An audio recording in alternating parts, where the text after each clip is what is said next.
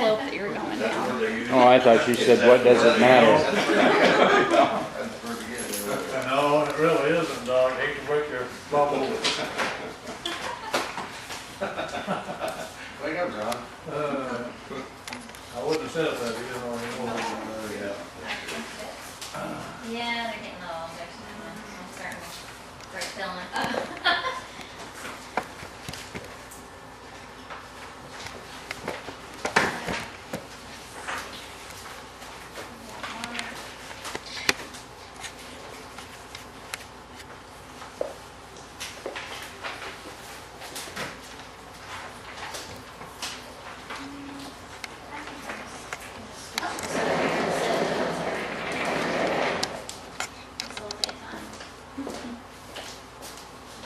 Did Shane Hunter get a hold of you?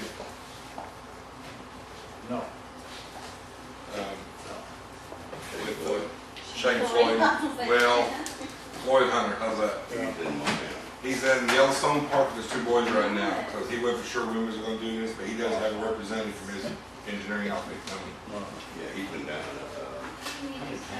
I said, how's it feel to be standing on top of the world's largest ski school? He goes, yeah, me and the boys were just like discussing it.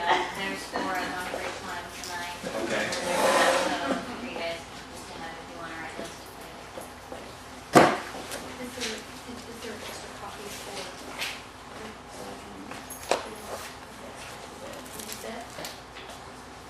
Basically,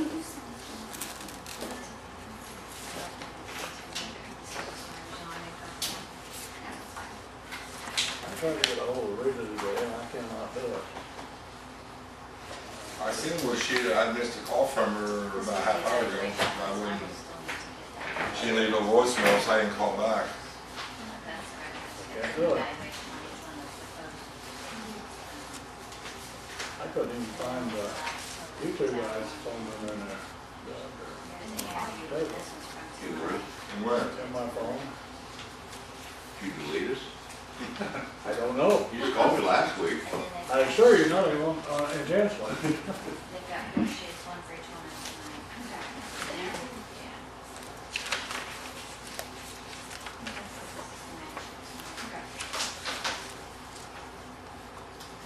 are they the same questions all the time? This is what they're grading on all of them. This is kind of standard, and it's one Got my vodka? Oh, there you are. they can ask. Look, bubbles. See it? I need bubbles. How you doing? Usually something will come up by something new.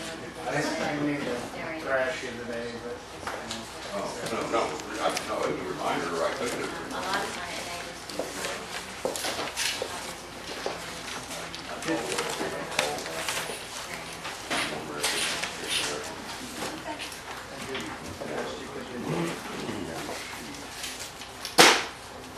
Hello. How are you? Good, how are you?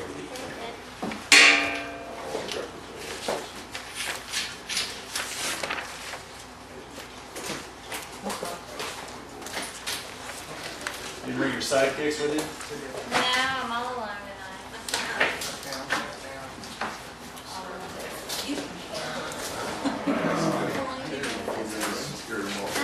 Believe it or not. Hey, we went. Yeah, it was. Excuse me. We were in the Freeman Park. We already had 18 in. You guys still let Matt go out anyplace? Sort? You see, Yeah, you let him go out? yeah. How's your program that bad at it? He's playing in traffic these days quite a bit. You know, there were a whole bunch of lines after that, but I'm just leave him alone. Good one here, I guess, and you're in the scoring. Yes. Thank you.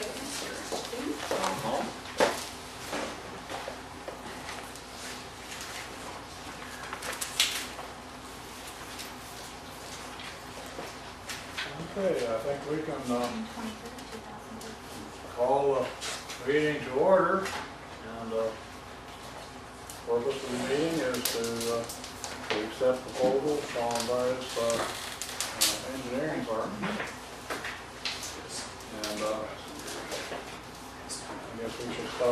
pledge allegiance to the flag. Pledge allegiance to the flag of the United States of America, and to the republic for which it stands, one nation, under God, indivisible, with liberty and justice for all. Getting started in line. That was astigmatism. John, if you want, I'll just kind of do a little housekeeping thing, kind of the schedule that we'll do, and I'll keep time and that kind of thing. You guys are kind of used to it, I think, so. Physically, if you guys, you can get ready to start as far as introductions and that. We're looking at 20 minutes presentation, 10 minutes question and answer time. I'll try to keep everybody time-wise, so we keep everybody moving along tonight and get everybody back home and all that good stuff. But if you guys want to get started, I'll let you Starting start. now? Starting now. Well, you know who I am. Stu Sapka with Lou Sapka and Jim Frizzell. We've been here at your meetings. You haven't met Lou before, except out in the street, maybe here just tonight. But he's another owner of the company. There's three. There's Tom Schubert, who's another professional engineer, as well as Jim Frizzell. And Lou does a lot of the project management and cost estimating. These guys will probably talk more of the technical turkey to you. And kind of what we base this on is I think the focus here is a construction $500,000 grant amount, along with other funding avenues that we're going to look at. We had looked down, tried to take you down that road with SRF, State Revolving Fund, and did an application for you folks. We're going to get started on the PER, and we also started to do the income survey. I think that's where we'll talk on that later, but when we started this and decided to go into the process and then bring other firms, and that's where we all got stopped and hung up. And so we'll reconvene on that later after we go through some talking points here. But as you see, we got some maps up here, and we got the treatment plant with some of the proposed equipment that we're proposing to put into this. I know Jim has gone over this with you before, and he's also talked with Doug at certain times. We even drove the town looking as far as from a collection system standpoint, which we'll talk on as well after this. But other than that, I don't know if you guys want to delve in. Do you want to explain why we're better than our competition for doing this and some of the history that we have dealing with existing plants and optimizing those?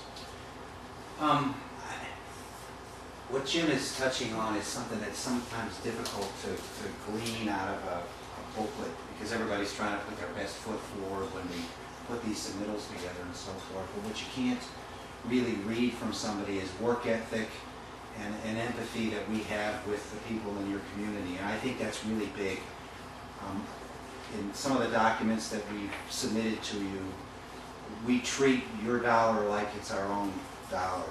And that's the way we handle each and every client that we have, no matter what the size, because that's what your citizens expect from you. So most communities where we work, we apply what we call value engineering to a process to try to really squeak out the best bang for the buck for the communities, and we do that all over the state, whether it's up in Ligonier, Indiana, where the mayor there is proud of the work we've done because we're going to save them a couple $1 million on a multi-million-dollar, several-phase project over time. Same thing in Elwood, Indiana. And no matter what the size of the project or the community, that's our approach. Most of the communities that we work with need grant help and need low-interest loan in the funding avenues that are most beneficial to you, and that's mainly where we work. In terms of the Okra grant program, we've done, tons of projects, multi-million-dollars worth of grants over the years, despite how the program has changed over the years that make the timing a little bit difficult in terms of matching the grant program timing with the program and loan program that we want to take you through. That's why in September, I think it was the 16th to be exact, you signed an agreement with us, 2 different agreements, one to do an income survey for you to get you qualified for the grant program that their outfit takes you through, but also to start down a path of the preliminary engineering needed to take you through the low income or the low interest loan program that's available to you, which we think is the best for projects like this, specifically when you're gonna have a lot of mechanical pieces to it. There is other loan programs out there, but it's a longer term, and it's like buying a car and getting upside down on that loan. It needs work, and you still owe a lot of money on it.